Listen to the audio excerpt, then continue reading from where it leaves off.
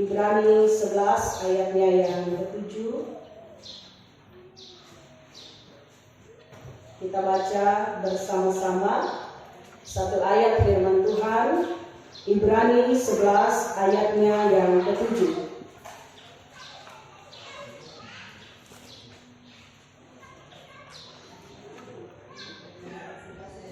Ibrani 11 ayat 7.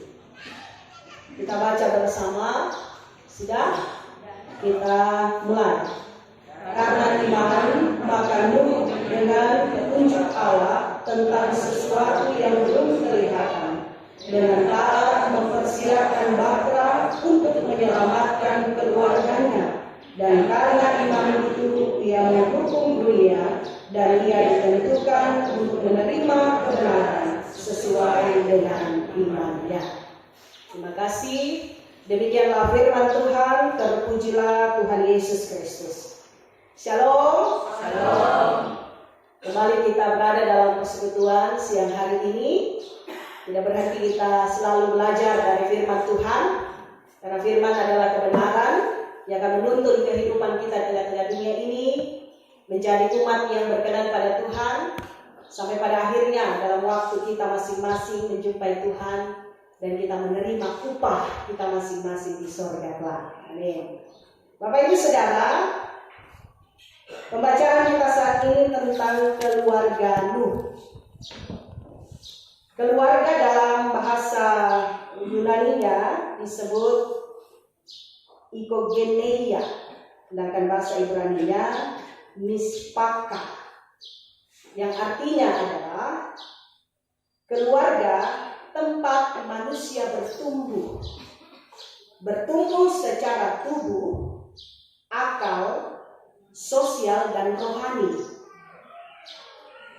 Arti yang lain adalah keluarga tempat munculnya permasalahan, tetapi di situ juga tempat adanya penyelesaian. Arti yang lain adalah keluarga tempat berkumpulnya ayah, ibu, anak, baik yang saudara maupun yang tidak, tetapi dianggap keluarga. Dari beberapa pengertian ini menunjukkan bahwa keluarga bukan hanya terikat pada orangnya, tapi yang disebut keluarga juga menyangkut keadaan, rasa, dan ikatan. Itu keluarga. Ada pasti satu keluarga, ada rasa sukacita bersama. Kalau ada yang sukacita kemudian yang lain sedih, ini perlu dipertanyakan keluarga seperti apa. Kalau yang satu saja mau senang-senang, yang lain biarkan saja, ini perlu dipertanyakan. Apakah benar ini penduduk keluarga Kristen seperti itu yang Tuhan kehendaki? Kita masing-masing dalam hidup keluarga tentu mempunyai rencana dalam hidup rumah tangga kita masing-masing. Karena kita bisa melihat rumah tangga orang lain, tapi belum tentu juga kalau lihat rumah tangga kita seperti ini bahagia dengan istri, dengan suami, dengan anak-anak, cucu-cucu. Tidak perlu lihat rumah tangga yang lain yang seperti itu. Setiap keluarga ada salibnya, ada yang digumuli. Tidak hanya senang terus dalam rumah tangga, tapi keluarga bisa tetap dalam kesatuan, saling menguatkan, saling mendoakan. Itu perlu dalam sebuah keluarga. Keluarga seperti apa yang saya mau ciptakan dalam hidup rumah tangga saya? Apakah keluarga seperti Raffi Ahmad yang berlima harta? Ataukah biar hanya sedikit hartanya, tapi saya bahagia? Saya tetap aku sayang istri, anak, bahkan anak-anak bertumbuh dengan baik. Sekali lagi tentu kita punya rancangan masing-masing untuk hidup rumah tangga kita. Tapi upayakanlah dalam hidup rumah tangga itu ada kebahagiaan, ada damai sejahtera.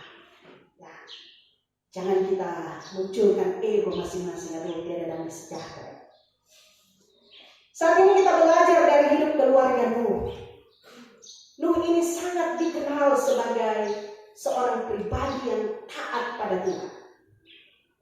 Tercatat dalam Kejadian pasal 6, ini riwayat Nuh, dikatakan bahwa ayat 9, Nuh adalah seorang yang benar dan tidak bercela di antara orang-orang sesamanya, dan Nuh itu hidup bergaul dengan Allah.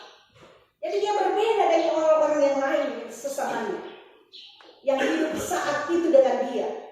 Dia orang yang sangat taat bergaul dengan Tuhan, yang lain tidak. Sehingga karena saking jahatnya hidup umat Tuhan, Tuhan mau menghabiskan saja semua umat di dunia dengan air bah. Dan Tuhan pilih si Nuh ini yang taat pada Tuhan. Tetapi yang menarik bagi saya ketika dalam kitab Ibrani pasal 11 ayat 7, ternyata tidak hanya dibahas tentang iman si Nuh ini, tentang ketaatan Nuh kepada Tuhan, tapi menjadi sebuah kerinduan si Nuh ini, orang yang taat ini, agar dia selamat bukan hanya dirinya sendiri, tapi juga keluarganya. Sangat jelas di sini firman Tuhan menulis ayat 7 pembacaan kita, garis 11 ayat 7. Dengan taat mempersiapkan bahtera untuk menyelamatkan keluarganya. Tak hanya dirinya sendiri, dipilihkan dia sendiri, tapi juga dia mempersiapkan agar keluarganya juga selamat, bisa masuk di bahtera. Hal yang pertama yang bisa kita pelajari dari seorang Nuh, bahwa dengan iman seorang Nuh, maka dilayakkanlah juga istri, anak-anaknya, anak mantunya juga masuk ke dalam bahtera. Saya sudah putar balik baca di Kejadian pasal 6, mau cari bagaimanakah hidupnya istrinya, 3 anaknya, juga 3 mantunya, tapi tidak diberi penjelasan. Maka mereka juga taat seperti Nuh. Tapi kalau melihat di ayat 9, tidak ada orang sesamanya seperti dia. Berarti baik istrinya, anak-anaknya juga tidak sama dengan Nuh. Kalau kita melihat dari ayat ini, tapi mereka dilayakkan untuk masuk juga. Dari seorang kepala keluarga yang beriman, yang taat pada Tuhan, bisa membuat sebuah kebahagiaan juga bagi istri dan anak-anaknya. Nah, dalam kehidupan kita tentu sekali lagi saya harus katakan, tidak bisa kita mau bahagia sendiri. Keluarga itu sudah bagian dari hidup kita. Tidak bisa Papa Naya cuma berpikir dirinya sendiri. Ada Mama Naya, anak Naya, dan Noah. Tidak bisa Mama Naya hanya mau urus itu Noah kesana kemari dengan aktifnya. Papa Naya juga ganti basua-sua, usaha juga untuk menjaga, mengasuh, membesarkan anak. Ternyata Nuh mengajar kita Bapak Ibu, bahwa hidup tentang kebahagiaan, tentang keselamatan tubuh dan jiwa, tidak hanya menjadi perhatian satu pribadi, tetapi menjadi satu kerinduan, sebuah upaya agar semua keluarga dalam rumah kita, bahkan yang terikat dalam keluarga dengan kita, semua bisa bahagia dan juga selamat. Dan kita cuma beriring tolong anak melakukan kejahatan yang salah, orang membawa juga mereka supaya masuk dalam bahtera untuk diselamatkan oleh Tuhan. Hal yang kedua, dari kisah Nuh ini kita belajar bahwa hidup keluarga yang sehati dan saling setia. Ketika Nuh berjuang kiri kanan, orang-orang mengejek dia dengan imannya. Buat apa itu, Bah? Istri dan anak-anak tentu mereka tampil juga untuk mendukung kehidupan Nuh. Mereka hidup dalam kesehatian, hidup saling setia. Jika diperintahkan masuk ke dalam bahtera, karena memang dalam Kejadian pasal 6 Tuhan katakan, masuklah, bawalah istri dan anak-anakmu juga ke dalam. Kalau istri dan anak memang orang yang tidak dengar Tuhan juga menolak, untuk apa di dalam itu. Tapi mereka ikut juga masuk ke dalam bahtera. Hidup keluarga yang saling sehati, saling setia dan juga mendukung dalam segala hal. Itulah wujud kehidupan keluarga Nuh. Ya, keluarga mereka 8 orang menjadi selamat.